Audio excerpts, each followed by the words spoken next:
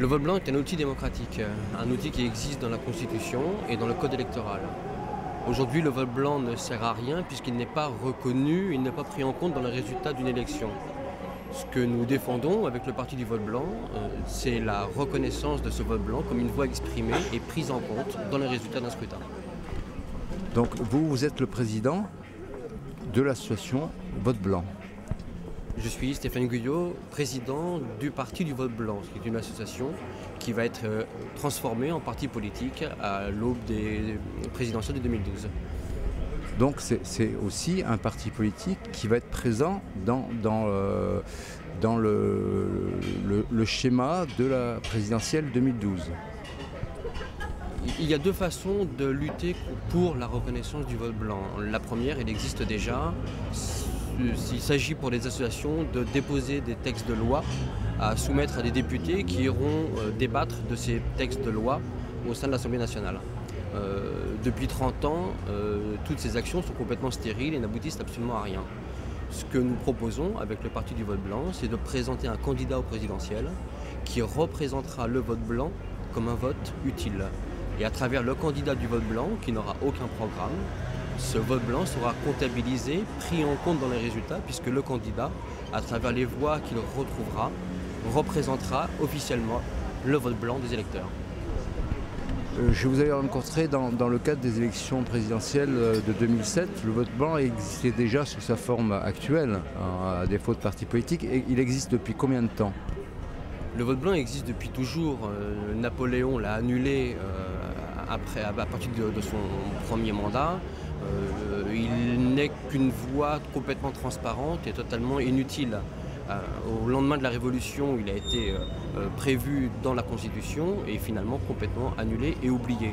Aujourd'hui, le vote blanc est un vote qui est assimilé à de l'abstention et du vote nul, ce qui est à notre avis totalement anormal, puisque un électeur qui fait l'effort de venir dans un bureau de vote pour y placer un bulletin blanc qu'il aura préalablement découpé chez lui, puisque je vous rappelle qu'il n'y a pas de bulletin blanc dans les bureaux de vote, ce que nous allons changer bien évidemment. Cet électeur-là ne peut pas être assimilé à un abstentionniste qui finalement ne s'est pas présenté au bureau de vote. Donc quels sont les outils en plus dans le cadre d'un candidat potentiel à l'élection présidentielle de 2012, quels sont les outils qui vont être mis en place pour que le vote blanc soit efficace et reconnu officiellement par le Conseil constitutionnel ? Ce que nous allons proposer dans un premier temps, c'est à travers notre site internet partiblanc.fr, une pétition pour que l'ensemble des citoyens se manifestent, signent la pétition et à partir d'1 million de signataires, nous aurons le pouvoir, avec un petit peu de chance, si ce n'est pas trop compliqué, de proposer un référendum d'initiative citoyenne ou populaire. On verra ce que le gouvernement décide d'organiser. Ensuite, nous allons travailler activement pour organiser des séminaires, organiser des réunions, des meetings, nous déplacer un peu partout dans toute la France. Nous avons déjà des antennes régionales qui militent partout, dans toutes les régions de France, dans toutes les grandes villes, pour cette reconnaissance du vote blanc. Nous essayons de faire au mieux, de toucher les citoyens chez eux, dans toutes les régions, et d'aller au plus près et au plus proche des électeurs. Donc par rapport à votre position politique et représentant le vote blanc, même si vous n'avez pas de programme, quelle est votre position par rapport aux retraites par exemple ?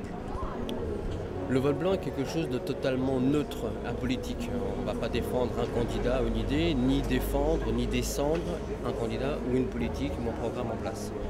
Par rapport aux retraites, ce que je constate, c'est qu'une manifestation, quelle qu'elle soit, et elles sont nombreuses en ce moment, c'est l'expression du mécontentement des gens dans la rue. Ce que nous défendons de manière totalement pacifique et démocratique, c'est le mécontentement des électeurs par rapport au programme et aux candidats qu'on leur propose.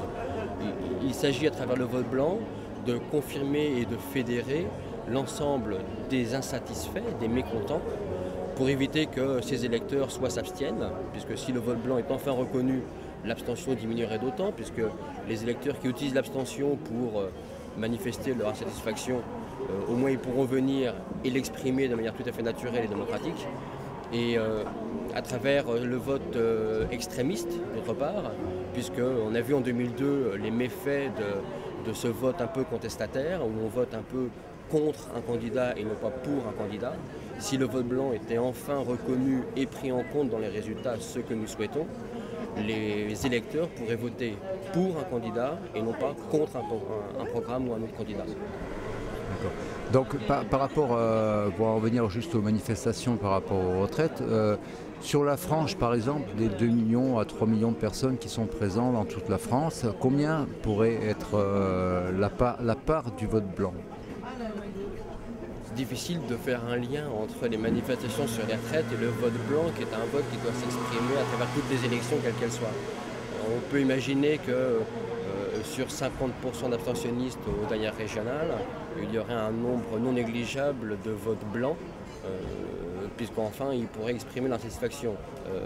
J'ajoute qu'il y a eu aux dernières régionales 1 million de bulletins blancs qui ont été recensés sur les chiffres du ministère de l'Intérieur. Je rappelle qu'il n'y a pas de bulletins blancs dans les bureaux de vote. Ça veut dire qu'1 million de personnes a pris soin de découper un petit bulletin et de le mettre dans l'enveloppe prévue à cet effet, ce qui est quand même pas négligeable. Si on considère que 2 à 3 millions de citoyens prennent la peine de manifester dans la rue pour exprimer cette insatisfaction, on peut imaginer qu'à travers un bureau de vote, ils seraient capables de faire la même chose. Enfin, je n'appelle pas à voter blanc, ce n'est pas un programme politique en soi, c'est juste un outil démocratique. Il faut que les citoyens, les électeurs, puissent utiliser le vote blanc uniquement si aucun des candidats ne leur convient.